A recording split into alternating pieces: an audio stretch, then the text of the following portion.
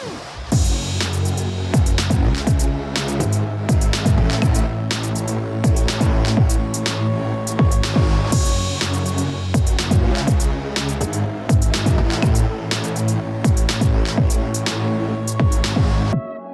to the Berry Dreams podcast. I'm your host, Elle Morris.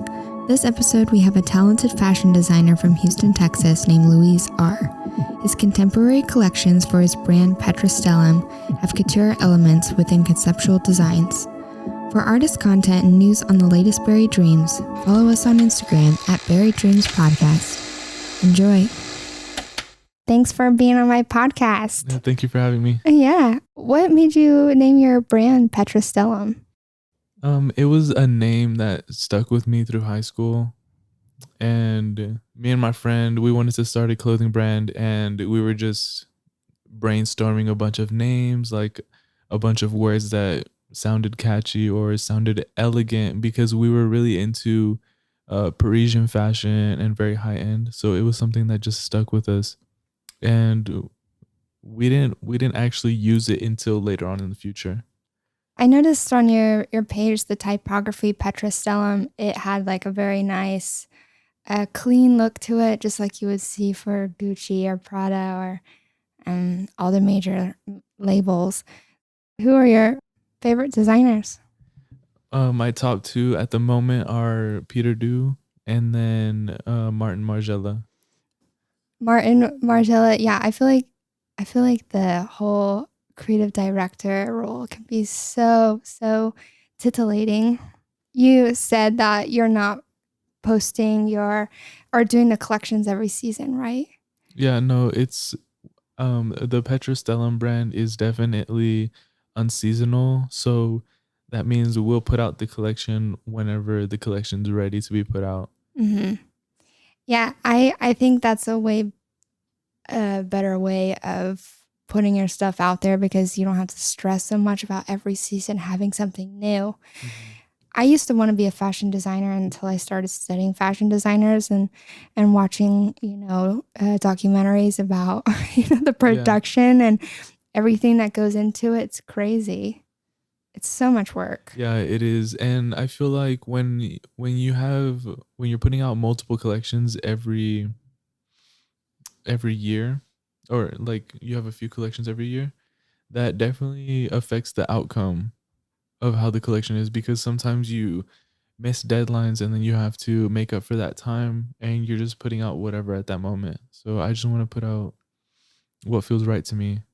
When you were in high school, you came up with this name Petra Stellam with a friend of yours. Are you still working with this friend?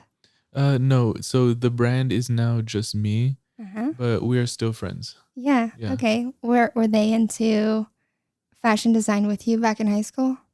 Yeah. So it was our idea to start a brand, but it took a while to get that process started, and it was me and two other friends, and now it's just me. It was a mutual decision, and I respect them for that. But we're still friends to this day. All of you? Yes. Yeah. I mean, was it just too much work or something? I think it was just the clashing of ideas, and we all had different visions. Mm-hmm. So that's the problem with creative ventures, is everyone has their own idea, and you kind of need to have a hierarchy, unfortunately, where there's one person directing the creative goals for the company or for the brand. Mm-hmm. Yeah.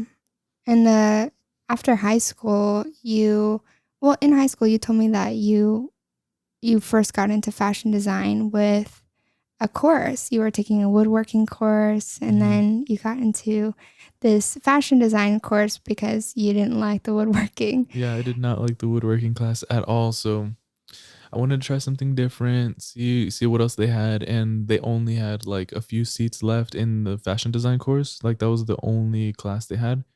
And I was like, okay, let me give it a shot. And I ended up liking it a lot. I felt like that's where I shined the most in high school. Mm-hmm. So it just felt meant to be. I feel like in my high school, we didn't have any of those sort of extracurriculars. We had maybe the second high school I went to, we had theater, but I wish so badly we had some sort of design course or some sort of course where we could sew. Me and my sisters Mhm. used to always sew little bags and purses. Mhm.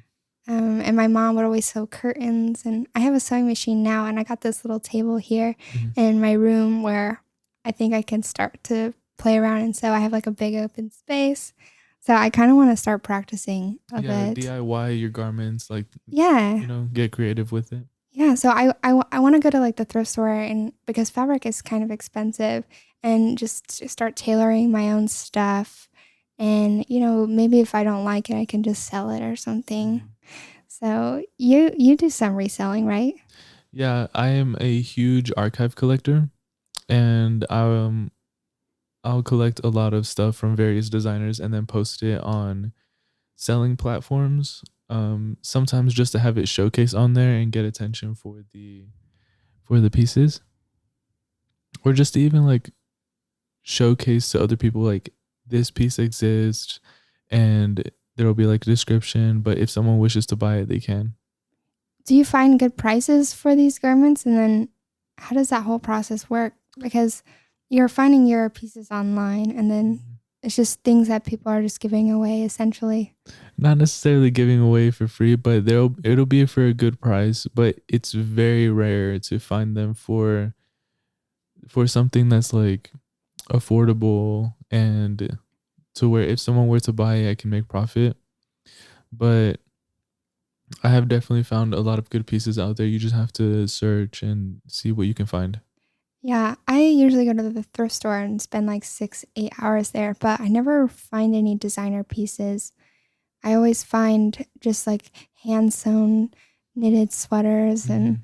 that are cool, or just like pieces that people have, edited in a way, in their own way, added cool new buttons to it or whatever. And they're some of the most special pieces in my closet, but I love that element of refurbishing or just like Hmm. a secondhand clothing Yeah. and I actually used to do that a lot in high school. Like right after school, I would ask my friends to drop me off at the thrift, and I would be there for hours until my mom picked me up, see what I could find, and and then I would post it online to sell, like just little thrift flips. do you focus on women's clothes or men's too? It'll be anything, but in my opinion, if it fits, it fits. So all the clothes are unisex. Amen, sister. I Yeah. love that.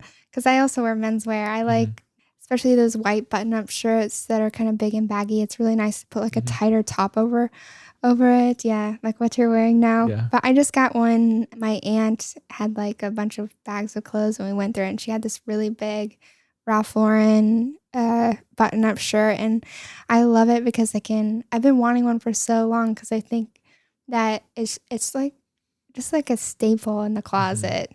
Yeah, absolutely. I love a good oversized white button up. So, what made you want to work on women's clothes? When the clothing brand Petra Stellam first started with me and my friends, um, it started off with just an accessory. So we created a leather bag, and we decided to just do raffles just to spread awareness of the brand, like, hey, we exist out here. Just communicate with people, connect with people, and talk about our clothing brand that we started, and give them some stuff that we made. So that was like when we were younger, and when we first started the idea. How did you make a leather bag? I mean, I feel like you would need to have a special sewing machine for that.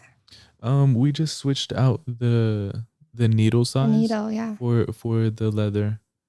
But it was a very simple pattern, something very beginner, and then we transitioned to making actual garments, which were menswear and women's wear.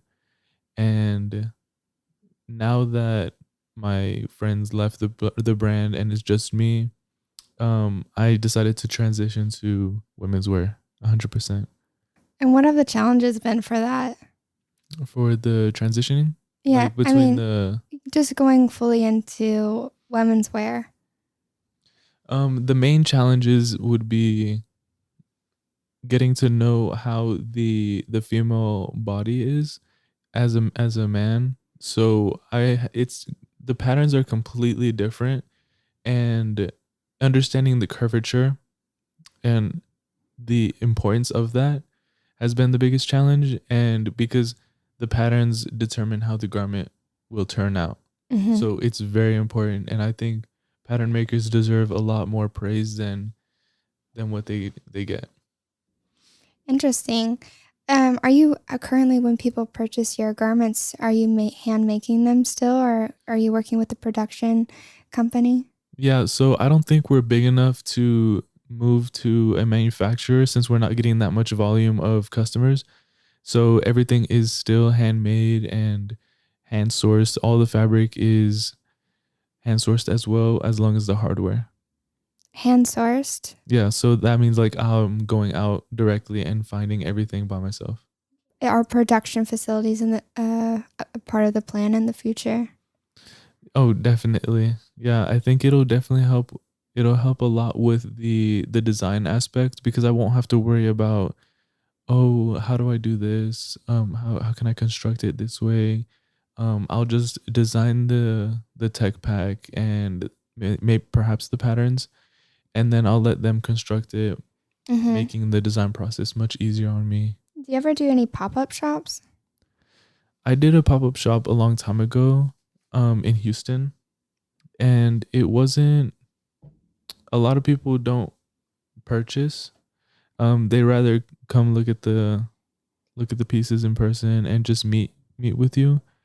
So it's not that beneficial, but it's not beneficial regarding making sales. Mm-hmm. But I like connecting with people and just showcasing our brand. So in the end, I think it's a win. Well, you did Human Dior here Hmm. in Dallas. I'm not so familiar with that whole entity, but can you tell me more about it? So since I'm an archive collector, they first reached out to me to bring in a few pieces because they were doing a Margiela event. Oh, yeah, I saw that one. And then from there, I just became close with the employees and with the owner, and then like a few months later, the idea occurred to me like, okay, let me reach out to, like, I need a space. Let me reach out to the owner, see if he's able to host me in their store, and they were really nice, and they allowed me to clear out their store whatever I needed. They were really accommodating, and they gave me creative control to redesign the store how I wanted to showcase my clothing. Wow. Yeah, so I was really grateful for that. Way to put yourself out there. Yeah, I definitely want to reach out more to more of the Texas area and then out of the state as well, just like everywhere. Just to kind of spread the name a little bit. Yeah, but I have to do steps at a time because it's something I haven't really done before, but I'm getting there. Well, it's important as a creative to keep taking those small little steps, and you know what kind of direction you want to head it, Yeah. what direction you're heading in, Hmm. and just to be diligent and work at those little steps and fall in love with the process. It seems like you're on the right track. Yeah, I feel after the garden show, it's I've been putting out work that I'm truly proud of and that I feel most happy to look at. Hmm. So I feel like I'm going in the direction that I definitely envision. How did you feel when you had your first show and like the end and walking out? And man, it felt so surreal. Yeah. Like there were so many obstacles that I had to overcome that day. The weather, because it was outside, it was predicted to rain all week, but that day it was perfectly fine. And then it didn't start raining until after the show. Wow. So Seems like yeah, God paved a way. yeah, He broke honestly, the clouds apart for your show. yeah. And I had invested quite a bit of money, and it was non-refundable. Like the venue was non-refundable, so I really took a risk wanting to have the show outdoors, but I knew if everything happened according to plan that it would be worth it. That was your vision. Yeah. Yeah, it sounds like a wedding problem. Yeah, no, it's actually a wedding venue. It is a wedding venue? Yeah. I actually have a screenshot on my phone that whenever I was walking in the gardens, that I had stumbled upon this venue, and I took a picture and I was like, okay, I'm gonna use this venue like one day. I don't know for what, because then I didn't even think about like, oh, I can have my own runway like by myself. But I just liked it, and then I took a picture in 2020, Mm-hmm. and then I had the show in 2022. So 2 years later, and I just thought like wow, this really happened like naturally, and it just fell right into place. Well, I think, I don't know. I feel like there's some like creative universe God out there that's like opening doors and leading you to where you need to be. And things just go, pow, in your brain. You're like, oh, this is it. Fate brought me here. Yeah. I think that's cool. What about the design process of like, preparing all the garments and like getting all that stuff ready to go? And I mean, the whole day you said it was so chaotic. I mean, it had to be more than just the weather that was chaotic. Yeah, I mean, so talking going back, like I'm not just a okay, wait, that sounded weird. No, it didn't The sound whole the weird. whole You can burp into the mic. It's fine. The burp mic. All right. So going back to the whole playing different roles topic, that day or leading up to the whole production for the show, I definitely had to step into being a set designer, a model director, and just even a businessman, because I had to gather all my expenses and be resourceful to, or an entrepreneur, to be resourceful and how I can afford this and how all this will fit into my budget. And but recruiting all the models um was a challenge as well, because all their schedules needed to align for that day, and I needed them all day. And then I also needed to make sure that all the garments were completed 100% the day of the show. So, but I managed to get everything done. It's crazy. It's like right up to the final second, you feel like you're still running around and trying to get everything finished, I'm sure. Yeah, and I feel like my friend Kay, he was a huge help for that show, and he still is to this day. Like I'm very grateful that I've met him. So I kind of want to get into, what, you know, goes on, what has happened in your life that's brought you to this point as an artist. Like I want to know a little bit more about your background. And you told me you grew up in Rio Grande Valley, and or you were born there, and then you moved to Mexico for a short time until your parents separated, and then you moved back to Houston. Yeah, so I was born in Brownsville, Texas, and it's kind of a more classic town. And then I moved back to Mexico where my parents have their house. And then they split up and we ended up moving back to the States in Brownsville How old were you? with my grandma. I was 2 when I left Mexico. I was 2 years old. Oh, so Yeah. it's really young. You barely Yeah. remember. Yeah, I don't remember. But my grandma had a house in Mexico, so we would travel back and forth. Okay. Yeah. What part of Mexico? Matamoros. So it's right along the border of Texas. What's that town like? I feel like it's very simple and very traditional. Um, so there's a lot of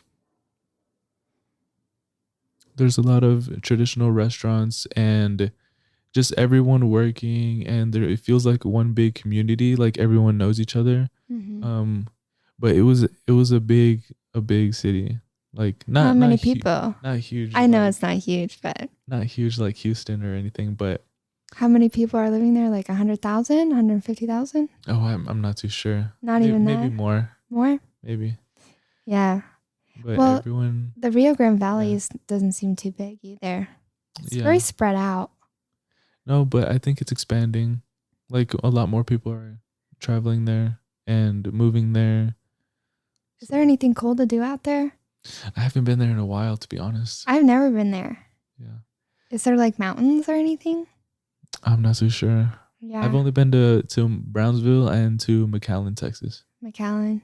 Yeah, I know like Edinburgh, McAllen, Brownsville, Harlingen. Mm-hmm. Harlingen, how do you say Yeah, that? Harlingen, I think. Harlingen.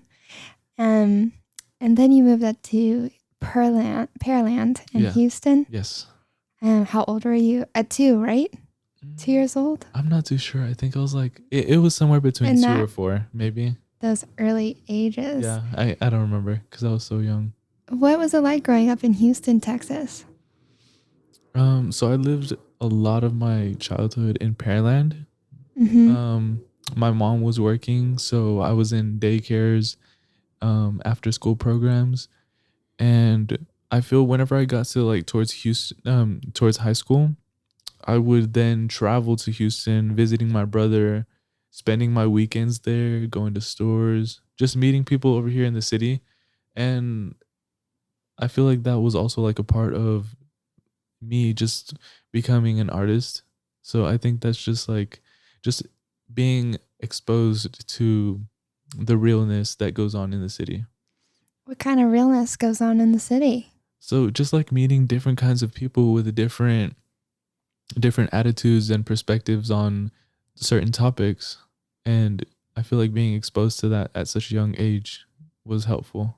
My friend Ronnie's told me that Houston's one of the most diverse cities in America. Hmm.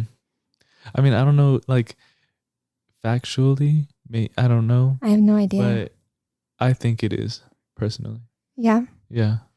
I think it's really interesting to surround yourself with people that have a lot of different opinions and perspectives. I think it makes you more open minded Hmm. when you're exposed to that at a young age. Yeah, I agree, and it definitely gets me thinking a certain way too, because I'm having all these conversations with different kinds of people thinking differently. Mm-hmm.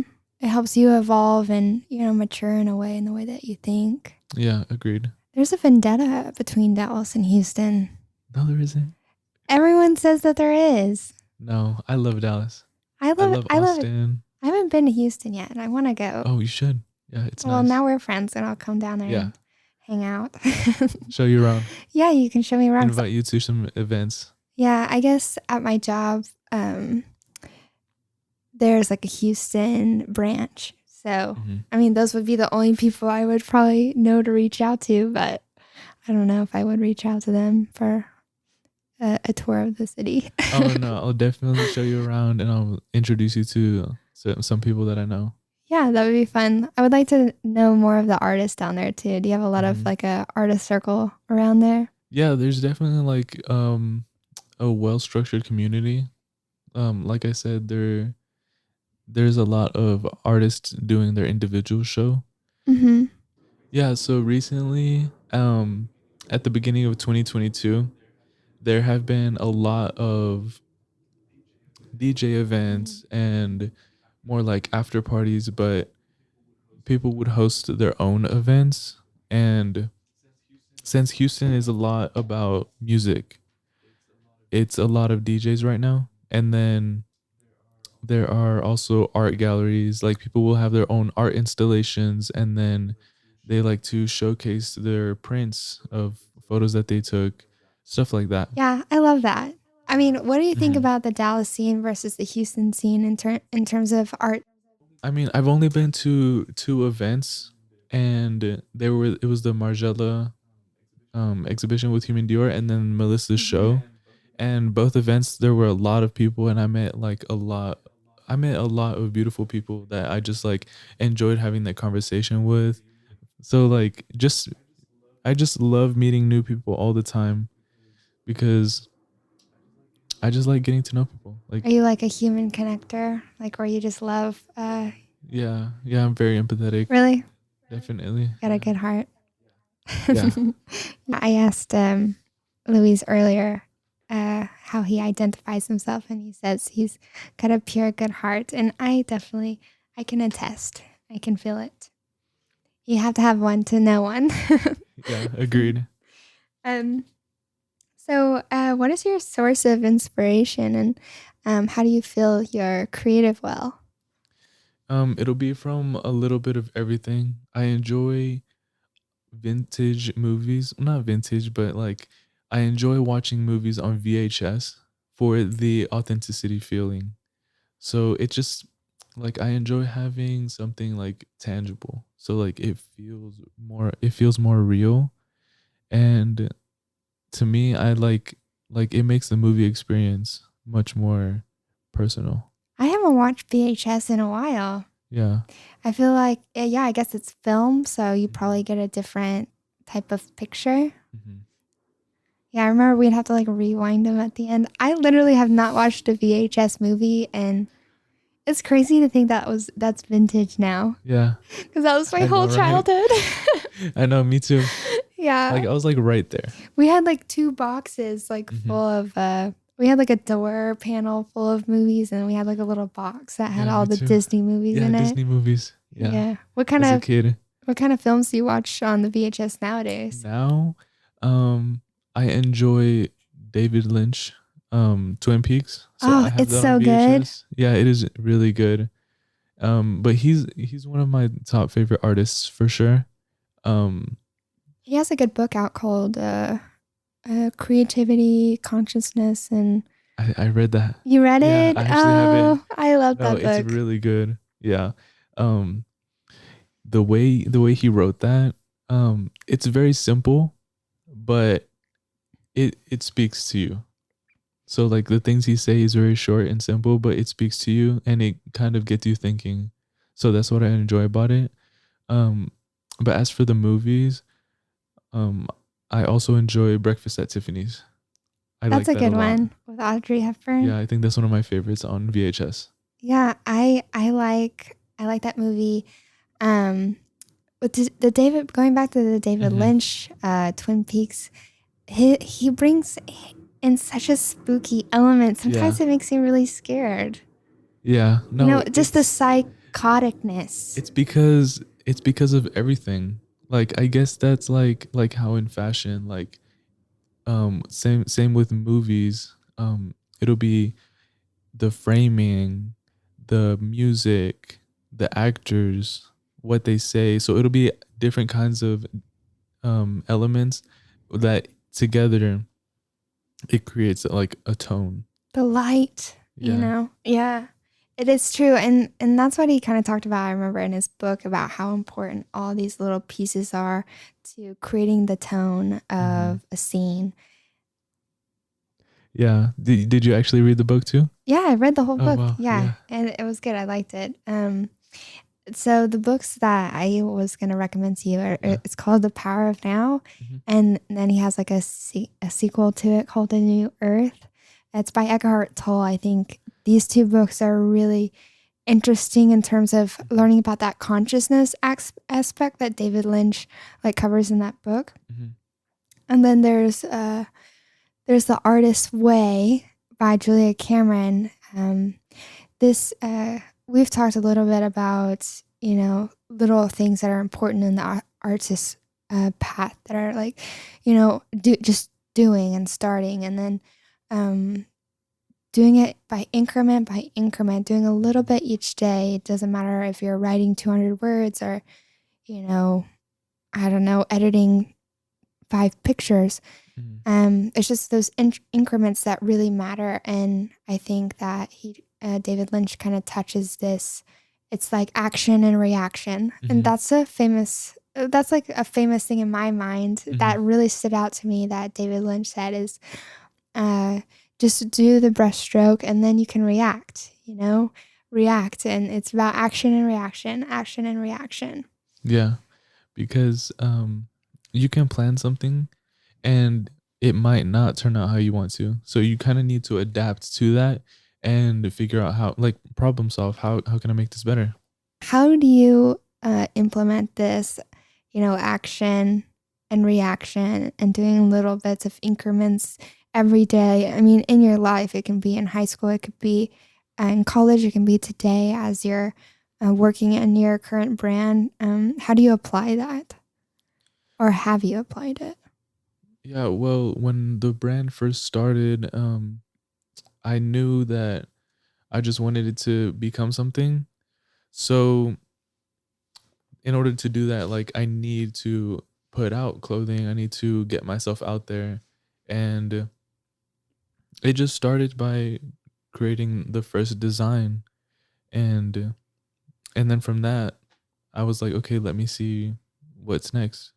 And what about in the learning process? Like, say you're in high school and going through college, you're having to learn all these like little things like sewing close to the line and putting in a zipper or things like that. I mean, did you ever get frustrated with that process of learning, or did it ever feel um, like you wanted to rush it and speed it up so you could be at a certain level? I mean, when a part of the reason why I liked fashion was whenever I got into that program was because I felt like it was something that I was good at, and where like I was truly shining in. And but it did get really frustrating at some points because it kept getting more advanced and more advanced as I went. But that's just part of the process, and I have to take my time learning these certain techniques, and then just actually using those techniques in my designs. So that's how I would actually practice, is by making these samples. Making what samples? Like making samples for the brand or for Mm. myself to wear during school. Yeah. So that's what I would do. Yeah, so you're making clothes for yourself. Yeah, because well, I started by DIYing clothes for myself to wear at school. I would just like add like a buckle or like a strap that here and there, or like alter the clothes to fit me better. So Hmm. that was like really helping me like practice the sewing aspect. Yeah, I feel like if I were to like get into sewing and things like that, I would make clothes for myself because Hmm. when you envision something, a lot of times you envision it for yourself. Have you ever thought about bringing in more masculine um, elements to your couture and ready to wear collections? I mean, a part of the third collection. So we haven't done the second collection yet, but I'm already thinking about the third collection is going to be as simple as how many times can I reconceptualize the men's tailored suit? So whether it's for a man or a woman, I'm just going to redesign it as many times as possible, whether it's 20, 25, maybe even 50, and then I'm going to have a show. That would be interesting. I think that is really a really big practice. I remember watching like fashion, TV shows where it was like Rent the Runway, not Rent the Hmm. Runway, that's a brand, Project Runway. Project Runway. Yeah. And there's other ones out there too, but they were just talking about how they would always have something about reinventing the traditional suit. Hmm. And yeah, that whole idea of like reconceptualizing that many suits, that would be crazy, but I think it could be really interesting. Yeah, I think when you have something very simple, that there are many ways to be creative around that. So it's just a base layer and you're just adding on top of it. Right now, you have your fashion brand, and to support yourself, you're using the reselling of these archive clothing. Is this Hmm. something eventually you want to drop? I mean, how do you feel about having to do something that's not in your dream realm to kind of finance yourself until your brand pops off? I mean, I do want to get to a certain point where I don't have to rely on that. Mhm. But I feel like I'll always appreciate other designers and their work. As an artist collecting other artists' work. So I'll probably just end up having a huge collection of all the stuff that I enjoy, and I just want to keep designing, and I want to live off of designing. You could probably have like a little consignment shop. Yeah, probably. After like this kind of experience, you can kind of pick and choose what you like and what you don't like. Hmm. I think I've heard people who have done this. It pulls in a few grand per month. It's like, Yeah. and if you hire someone, you don't really have to be there, Mm-hmm. but you can be still involved in, in the like conceptualization of like the clothes that you bring in and Yeah. stuff like that. Yeah. It's like a real business. Yeah. When we were talking a little bit in the pre-interview, you said that it makes you feel shy or intimidated to kind of disclose that you do this like archiving. Why is that? To me, I feel like because I really want to emphasize that what I truly care about more is designing. Mm-hmm. So I like to talk more about that rather than how I can fund my designs, if that Yeah. makes sense. In a way, it's still like a creative Yeah. way to finance yourself on your artistic path. In my shoes, it's like more of like a technical job that Mhm. supports me while I do my creative hobby of podcasting. Yeah. So, No, but I definitely think it's necessary because like for anyone that wants to start their own artistic journey, you need to have some sort of funding. So doing whatever you have to do is perfectly normal. And I also I think it's great that I'm into archive fashion because it's also part of like learning the history, learning the collections, like mm-hmm. and getting to see all these like couture finishes in person by other designers definitely also helps me understand how they constructed this or how they did that. So it definitely helps me as a designer. Are you buying couture pieces? Yeah, I have a few couture pieces. Nice. I think my shirt, I have a t-shirt. It's like Moschino couture, but it's like one of the t-shirts. I don't know if they just make t-shirts for after the show or if they actually put the t-shirts in the couture show. I don't think they I'm not do. too sure. I haven't Cause looked like much into Moschino. yeah, my tag says something like couture, but I was like kind of taken aback. I was like, are they Mhm. putting t-shirts in couture shows and like branding it with their name? I don't think so. I I don't don't think they're I'm putting it on the runway. no, they're definitely not. But it's like, what do they do? Like sell it as merch after the show? It I'm doesn't not make too sense sure. to me. Or maybe just they do it online. They Yeah. just when they're selling the collection, they have their t-shirt on there. Yeah, I think they just have a few diffusion lines, perhaps. What's that mean? So like for example, Prada and then Miu Miu, Yeah. like it's a diffusion line because Miu Miu is also ran by Prada for like But Prada. it's like a more affordable line. It's It's not like affordable. it's It's like not slightly affordable. lower in the Let's price get point. that straight. It's Yeah, not affordable. but but Prada's full name is Miuccia Prada, so that's where Miu Miu comes from. oh, I like that name, Mew Mew. Yeah, It's me kind of too. cute. It's like a little kitty. Yeah, it fits perfectly with the brand's aesthetic. And what does their aesthetic look like for you? Definitely a lot younger, Hmm. like a younger female, and then Prada is gonna be the more mature and yeah, Sophisticated. sophisticated.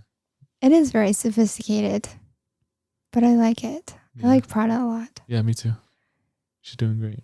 Yeah, that seems like it. And it's like I heard it's like one of the houses that are um still ran by the family. Yeah, yeah, she's still the designer So it's like along with Raf Simmons. Ralph Simmons is working for them.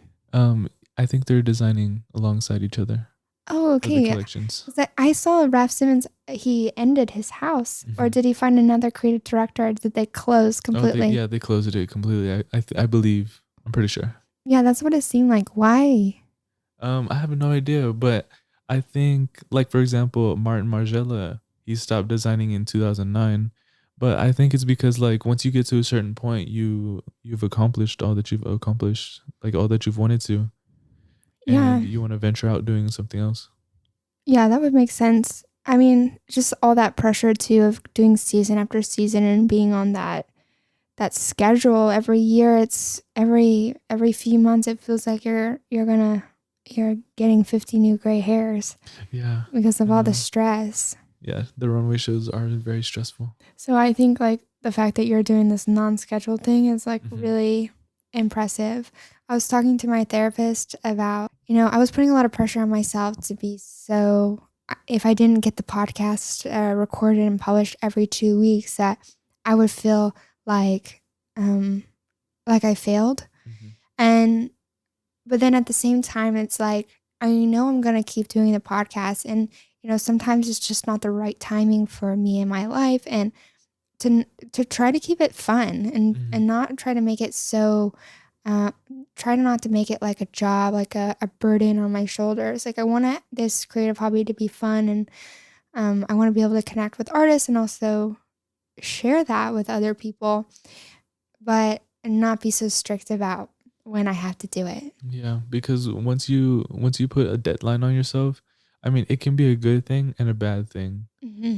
So if you feel like you have to rush yourself to reach that deadline, you may not put out like what you're most proud of, and then you might regret it later on and maybe delete it or like whatever.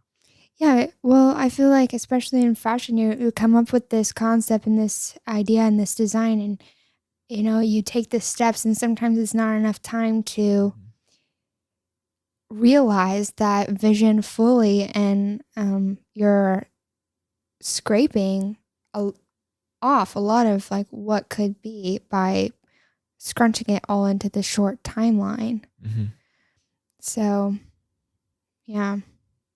Have you watched any of the Louis Vuitton shows? I haven't at all recently. I don't really watch any runway shows Yeah. that much. I don't know why. A lot of people are like, "Oh, have you seen this show?" And no, Yeah, I haven't. for some reason, I love to watch the fashion shows on. They post them on YouTube.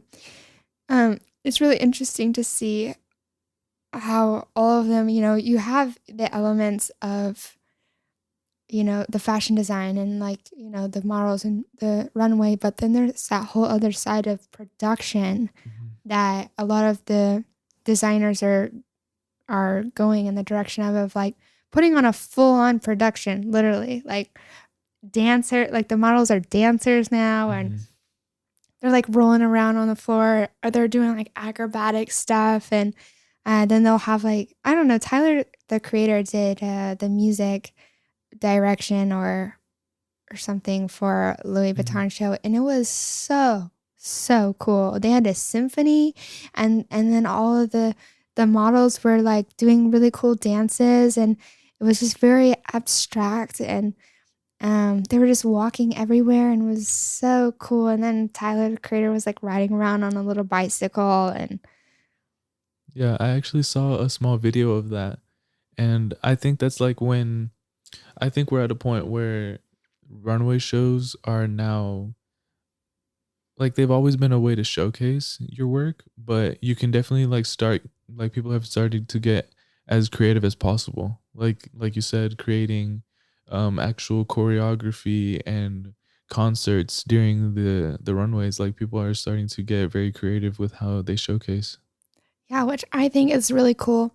So not only do you have like you're showcasing the designs of a creative director and like all the work and all the people that uh, uh, go into making that happen, but then also you can bring in, other collaborators and, set design and production and Mm-hmm. music direction and things like that. And you can really put together something so beautiful when you add like, fashion also to these other elements of like music and um, dance. And I mean, it's like really bringing together all the art forms Yeah. together. It's so cool. I think I think that's why I brought so for my show I brought on Yvonne Alexander, which is a friend of mine who's a photographer, but he also plays the guitar. So I decided to ask him, "Hey, can you play the guitar during the runway?" And it felt it felt very like angelic. Like I just told him, "Hey, you can play whatever you want to." Like I gave him creative control to play whatever, and he played something for me and I was like, okay, this is perfect. I'm loving it. Yeah. And it just kind of like that's when everything like all those aspects from like whether it's like the choreographer's duties and then the sound everything just like meshes together to create the tone for the runway, like just the final execution. So Vivienne Westwood would do these shows. I think she focused more on just like the catwalk, Hmm. and she would try to shock you with her designs and things like that. Hmm. Have you ever thought about doing things more that are more shocking and controversial? um I'm not too sure. I'm not too sure if that's me, just simply because Hmm. when there's controversy, there is a lot of talk. So it comes with good and bad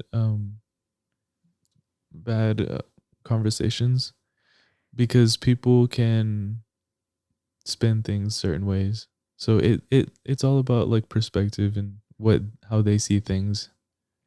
Yeah, maybe now in the days of social media, that cancel culture is so, that pressure is so much higher than it used to be back when, like Vivienne Westwood was saying, doing the God Save the Queen designs. Mm-hmm. Because, yeah, I mean, she was just doing a lot of controversial things, but, they would write headlines about it, but it was just like the media. It wasn't like masses of people coming after you.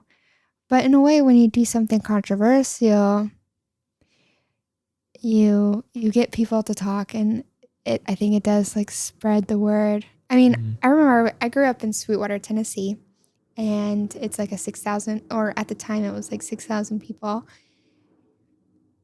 I heard about Alexander McQueen, and that was my first picture depiction of fashion. Yeah, Was I love Alexander McQueen. McQueen, because he was just so controversial and out there and costume like, and it was so controversial and out there that it reached this 15-year-old girl in this small town of Sweetwater, Tennessee, that had no outside, influence or understanding of what fashion is. So definitely Alexander McQueen sparked my interest. At the time, it was so out there that I was like, how is this fashion? How could anyone wear this out on the street? And it made me start questioning what is fashion, and why, what is this? Yeah. So I started researching more and more, and I think he's the one that like pulled me into the fashion because of that controversy, and I didn't like it. Like I said, at first, I Mm-hmm. didn't understand it. And then I grew to appreciate like what he was doing there. So I definitely encourage you to like go outside the box, maybe out of your comfort zone a little bit. Mm-hmm. Um, but I think but one thing I love about your work is how you're using like these outside pieces Mm-hmm. that I feel like people don't really use very often. For instance, that rope, that Mm-hmm. rope dress. Gosh, it's gorgeous. Yeah, I'm going thank to tell you. you 100 million times. It's so beautiful. And also how you like, it reminded me of like plastic woven together. There's this one dress that's kind of like overlapping lines. Mm-hmm. Oh, are you talking about the plastic bag one? Yeah. Yeah. Yeah, that one was also very beautiful and interesting. But the way you take these, it seems like just out there materials, you turn them into something very elegant and beautiful, classy, sophisticated, and very couture like. But in a way, it's like something I would wear to um, Like an an event, like a event. gallery Yeah, or or a gallery, yeah. not something too out there Mm-hmm. in couture where Yeah. it's like too fancy to wear, but it's just so well constructed and um, so beautiful and sophisticated, yet so ready to wear. Yeah, thank you. So for that rope dress, um I stumbled upon the rope just shopping at the fabric store, and it was laying on the ground on like the clearance aisle, and I bought like all of it. It was like I think 25 yards or 50 yards, something like that. We could just say 35 yards. and I didn't know what to make, but I just started like draping it on the dress form, like letting the ideas flow, like, okay, how do I want this? And then I just started painting it on there. And then I finally just created this actual shape for a dress. So I left it painting on the dress form, and then I just started hand sewing it all the way. And I think it took me at least like a few weeks to finally get it done. And then I had to cut it in the back and then take it off because it was because I had done it on the dress form in order to keep that shape. And then Is that how you're still making them when customers purchase them? there's only for the rope dress there's only one. It's one of one sample from the runway. And we also have sample tags, which is stamped. So it's stamped. So sample 53 or 35, for example. And then the plastic bag dress, that was actually something like it was another natural like design that happened because that was a technique that I had learned while I was in that high school course that I accidentally took. And we were doing like this like eco-friendly project, and like we we had recycled plastic bags and then fused them together by ironing it, and then we created a little tote bag from that. and and then I remembered like, oh, okay, I can make this like sustainable like dress. And I recycled over like 100 bags and then created this big textile sheet. And it was durable enough to be an actual material, like actual fabric that you could wear. And it's it's pretty good, like longevity. How do you textile plastic bags? So a grocery bag is very light. Like if a gust of wind comes up, it can pick it up, take it away. So I needed to test out how many layers I needed by melting them, and then just depending on the thickness of it, and to see if it was like bendable or like usable to make a garment. But yeah, just by fusing it with an iron. Yeah, I that's one thing I have no idea about is textiles. Mm-hmm. Did you learn a lot about that in you did your college experience associates in Mm-hmm. business Yeah, first in and business. And then that's when I realized that they actually have a fashion program there. So while I was doing the business, I enrolled into a few design courses. But learning about the textiles, that was like with research and also just going out to the fabric store and like touching the fabrics and learning about them in person. yeah, cuz I want to learn about the different fabrics, and also when I'm making a garment, for instance, I want the garment to look high quality, and I think, fabric is everything Mm-hmm. in that regard. Finding fabric that works together. And then also, one thing I wanted to ask you was, do you draw your designs? If anything, it'll just be like a quick design, like a quick little sketch of the design, just for my own personal sake, so that way I don't forget. But it won't be anything artsy. Yeah, So like it's nothing to display. yeah, it's just to have the idea on paper and keep track of everything. Yeah, because I was wondering if how to draw pleats, because I thought that was the first step in becoming a fashion designer, Mm-hmm. was being able to draw the visions that you have, the concepts that you have. And I was always like, what if I want to draw pleats? How do you Yeah. make that look, or ruffles, Mm-hmm. or like how do you do that? I Or mean, with technology now, you can definitely just do it on softwares like Adobe Illustrator, which I'll create like tech packs on there, and technical flats. But as far as like actually doing it by hand, it has a lot to do with shading and the actual shape of it. But for me, it'll just be technical flats on Adobe Illustrator, just to have it a little more polished. and technical flats are It'll be so the garment is two-dimensional on the plane, uh and then very crisp lines and very um just very technical. So minor detailing, just showcasing the silhouette of the design, just to get the point across and easily communicate to whoever, like, oh, this is what the design looks, and there's a buckle here, and rather simple. Do you ever have the vision and then when you're trying to replicate it, so you have the drawing, you have the idea, and you try to put it together on the mannequin. Are you ever like, oh, this isn't turning out like I thought it would?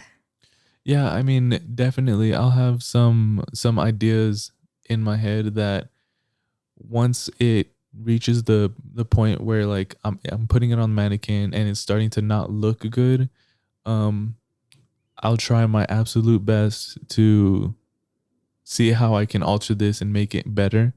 But then there are certain points where like, okay, this design is just not meant to be. I need to think of something else. Like, it's okay to let it go, because if it's not meant to be, it's not meant to be, and then that right design will come to me naturally. What are some examples of failures that you've dealt with during your fashion design career?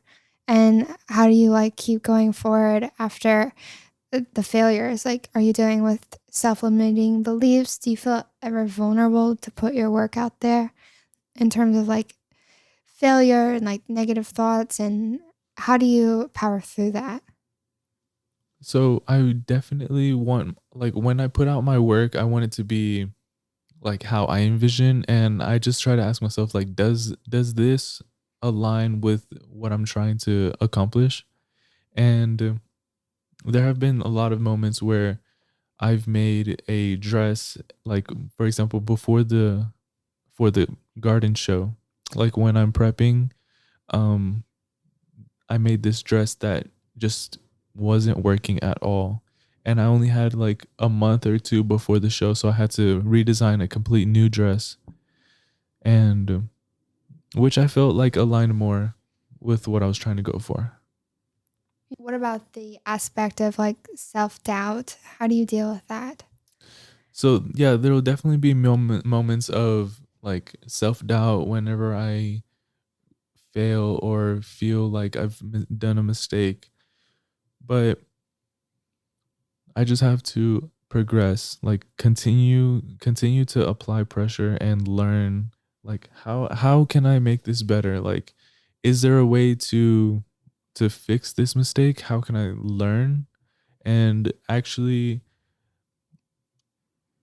fix the technique to do it properly next time? You seem very solutions driven. Yeah. Does that come from your business degree? It's just something that I learned, like, it's necessary in this industry, because there can't be it can't be like sloppy execution. Yeah, that's for sure. I mean, that's one thing that people tear you apart on is if your lines aren't good or Mhm. your execution isn't there. Did you ever have any teachers that were rude to you and you're in school that kind of try to tear other students down or anything like that? Um, I never really had that problem until recently. So I'm taking my senior course for fashion design, which is called Collections, and the professors have been not rude necessarily, but more direct. So they don't understand my vision sometimes, and they kind of question like, well, I just don't understand it, and even though I explain it, they still don't get it.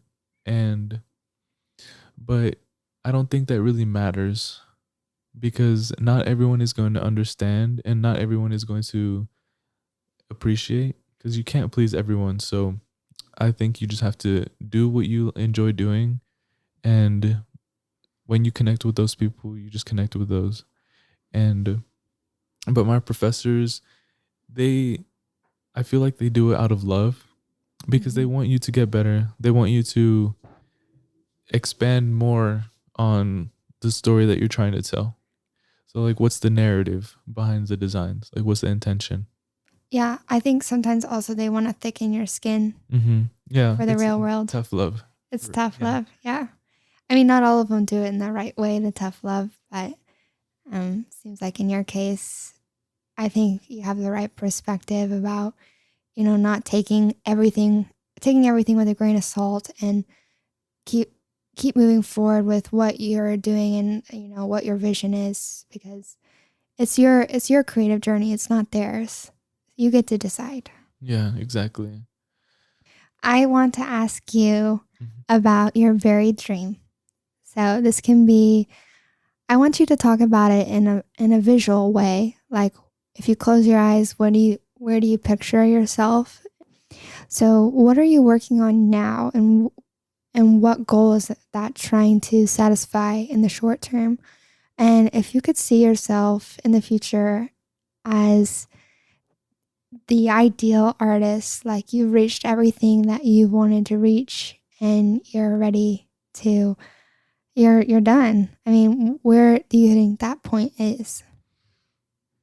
So my short-term goal is to have a successful show this fall, and it's going to be titled the we're, we're just calling it the Pattern Drafting Collection, or the Pattern Collection. And I just really want to show emphasis on the importance of pattern drafting, because it's so overlooked in the industry, but without it, like, the garments wouldn't be looking how they look today. Mm-hmm. And like, I'm doing all this because I want to make a name for myself as an artist. Like, I need to put myself out there because it's really important. And I just want that to, for the long term, to get me to be in Europe, in New York, traveling places, meeting a bunch of people, working with different artists, whether it's choreographers, music artists, sculptures. I just want to continue to design and live off of that. So I don't think there's an end goal, where I'm ever going to stop designing as of right now. I haven't thought about that because I just want to keep doing this. So I haven't thought about the ending.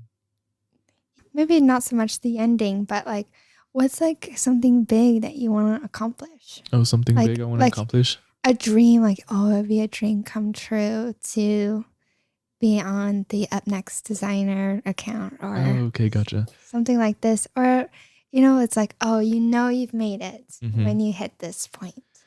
Well, ideally, I want to have my own clothing brand, like, be sustainable for me and provide opportunities for other people, while I am also being a head designer for any other brand.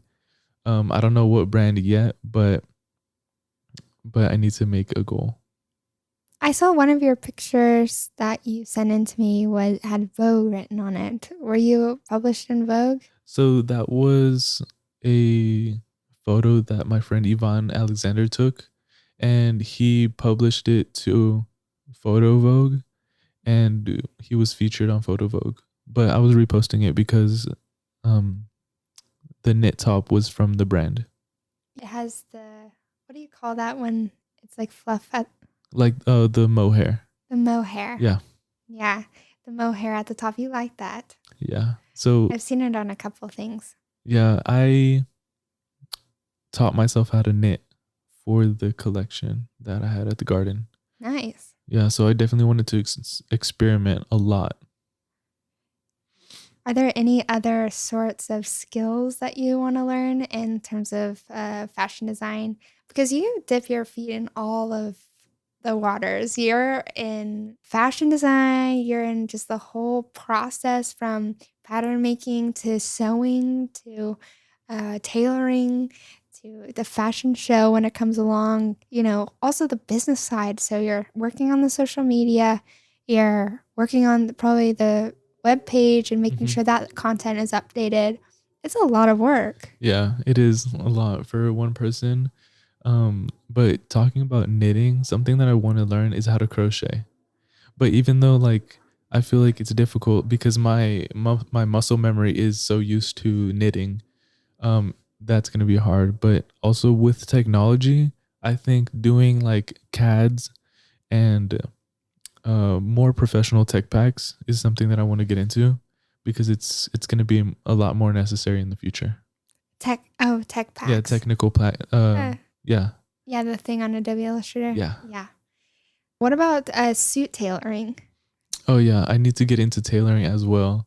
That's like it's a very complex. So that's what's going to be that's what the third collection will be about. So like it'll be how I can redesign the suits, but I'm going to have to like educate myself how to properly tailor a suit and the actual layers within a suit because it has multiple layers to hold its structure. I know nothing about this, but I do want to learn one day. Yeah. I told myself a while ago that in my 30s I wanted to be a fashion designer, Mhm. but I don't know if I'll do that or not. No, it just takes time. You could just start by DIYing your clothes. You're right. I mean, how do you what is your advice to me as a young I'm not too young. I'm going on not young, but Not it is you're um young. yeah, you have this advice to just start now, and it Yeah. doesn't matter what age you are or where you are in life. If you want to do it, just to start now. So like what advice would you have for me as like starting out in fashion design? So no matter what avenue you want to get into, you definitely have to start your journey now or whenever you feel comfortable, but the sooner the better. So for fashion design, it could be DIYing clothes for yourself. That definitely helps a good foundation, like to get your techniques set. But you begin to progress each step of the way Mhm. because by starting the journey now, you have more time to learn. You have more time for error and you can improve. You can improve on that and it'll definitely get you far. Yeah, I'm looking forward to that. I would yeah, I think if I start now, like I have stuff that I take to the tailor. The one thing that's Mhm. really difficult for me is like doing the pants. So unstitching the back end and folding it in and Mhm. resewing it. It seems very technical for me, but I guess it's easy once you get it down. Yeah, it's um there are a lot of alterations. So like for tailoring, it'll be more difficult, but the simple stuff, so it really depends, but that also comes into play like you have to also know the like how certain garments are intended to fit. How do you learn that? You it's just something that you have to learn in fashion design, learning about fashion design. So along with pattern making, you need to learn the how things should fit, how things are constructed as well. That's something I want to learn is patterns Hmm. because I've never even used a pattern to make anything. So I have no idea how it works. I know you can like you pick the size and then you cut it out to the size and then you Yeah, figure it out. those are you talking about the patterns that come in the packet? Yeah, Yeah, from Joanne Fabrics. yeah. Um so those are definitely a good starting point because you already have the patterns and the directions for you. Well, this has been a really great Yeah, it has podcast. been great. It was your first one, right? Yes. Yeah, it's my seventh podcast now. So we're both newbies. Yeah, that's exciting though. What did you think about the process? No, I'm insanely grateful. Like Yeah, it's an honor. it's fun, Yeah. right? It's Yes. super fun. Well, I'm glad you think that it's an honor. That makes me feel Yeah. special. No, like I enjoy talking. I've been wanting to share my story and thank you for letting me be on here. Yeah, of course. I can't wait for everyone to hear it. And do you have any events coming up? So I plan on going to the summer abroad program for Central St. Martin's in London. Oh, And wow. I just applied literally last night. So we need to see how that goes. Central St. Martin's is one of the premier schools for Yeah. fashion design in the world. Yeah. I plan to go to enroll whenever I graduate in May. Um, but I feel like this summer abroad program will be kind of like a small stepping stone to that. I just want to dip my toes in the water, see how I feel before fully committing to move to another country. So maybe you want to move to Paris, London. London. Mhm. And are you thinking about doing your bachelor full time? Yeah. Yeah, Yeah. you want to because you've done this will be your second associate's degree. Hmm. First was in business, second is in fashion design, and I guess if you go do your summer abroad in London, does that kind of open the door for you to be able to continue your education? Yeah, I just want to see if I would fit there. I wonder what it would be like. Like, imagine the first day of school there. Everyone's probably looking so cool and Oh, stylish. probably. Everyone's got to impress everyone. Yeah. But I feel like the coolest fashion designers there have the most simple style. Yeah. The best ones. Like, they don't even have a style of their own. Their style is just like an all black outfit. Or Yeah, I agree. Like my wardrobe is literally a bunch of white button ups. yeah, there's one designer. What's his name? Rick Owens. Mm-hmm. He literally wears the same outfit. He's got 5 pieces of the same shirt and same pants Yeah. and same shoes or socks or whatever, and he rewears that outfit for years until he gets tired of it. And what about your second show coming up? Yeah. So, and then the second show will be held in the fall time. I'm not sure exactly what month. I'll be there front row. Oh yeah, I'll have a seat reserved for you. Yay. Definitely. I would love that. And what is your concept for the second show? So the concept will be revolving around the importance of pattern drafting. So we want to, as a brand, I want to have the first half of the models, their entire looks will be constructed out of the patterning paper that the patterns are made from. And then the second half will be the actual fabric. It's kind of like split into 2 sections. So it'll be the fabric and then the paper and then the fabric versions. Very cool. I'm still working on the thesis. The for the show. thesis. The actual like the detailing of the show. I'm still working on that. What is the thesis in fashion design? Because I know what the thesis is in science. The thesis is like the overall concept, the idea, Yeah. and like what you want to, the meaning you want to. Yeah. So I'm still working on like the summary, for example. The summary. Yeah. Like I know what direction I want to go towards. I'm still working on the solidified summary. It's been a pleasure to meet you, Louise. It was a pleasure as well. And it's an honor to meet someone with such a pure, good heart. And yeah, I think we'll be friends. Yeah, I agree. I'm so grateful to have met you too. All right. Well, thank you. And we'll see you next time. Okay. Peace.